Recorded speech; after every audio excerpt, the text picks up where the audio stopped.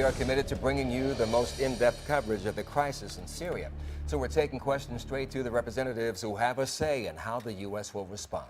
Congressman Bobby Scott from the 3rd District joins us live this morning. Good morning to you, Congressman. Good morning, Cheryl. How are you?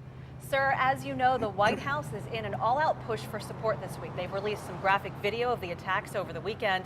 We'll be hearing from the president in an address to the nation tomorrow. We want to play for you a soundbite from the Chief of Staff previewing the White House's message, and then we'll talk about it. It is not boots on the ground. It is not an extended air campaign. It is not Iraq, Afghanistan, or Libya. This is a very concerted, concentrated, limited effort that we can carry out and that can underscore and secure our interests.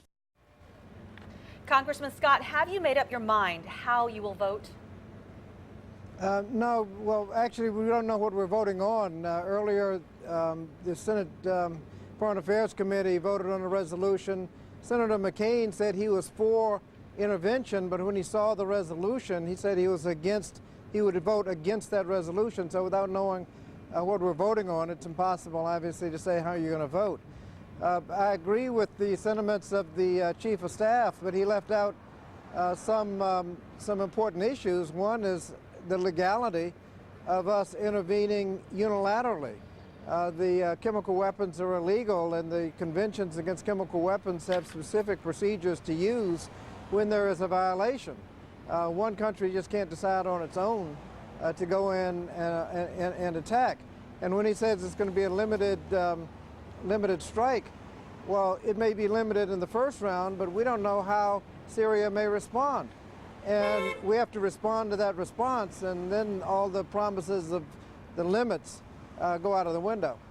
You raised a lot of issues there, Congressman, but also you put out a statement about a week ago that said, in part, I believe the precedents that will be set by engaging Syria militarily without the support of the United Nations, or at least an alternate coalition demonstrating an international consensus, would be problematic. Well, over the weekend, Secretary of State John Kerry met with Arab League members who unanimously condemned the use of chemical weapons.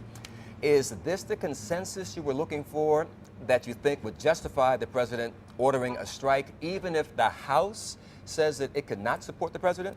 Well, I think at this point the president has indicated, and parts of the administration have indicated, if Congress does not authorize a strike, there are, and in fact, when the president said he was going to seek congressional support, he indicated that there was not an immediate threat to the national security of the United States, and therefore an attack without some kind of congressional authority was illegal. So we have a lot of legal questions to answer, and they haven't been answered yet. And as far as the coalition is concerned, there are specific procedures under the Chemical Weapons Convention, and they require you to go to the United Nations. If you're not going to the United Nations, you have to have a very strong coalition to indicate that you have an international consensus on your side. And certainly we don't have that now. Hopefully before we vote, that consensus will be there. So you're saying the Arab League support is not the coalition the president needs? Well, the president indicated that it wasn't his red line, it was an international red line, and the international community has to speak, not just that they are in favor of the United States going in, but I think we need a lot of support. So it's not just the United States making a military attack, it's the international community holding him accountable.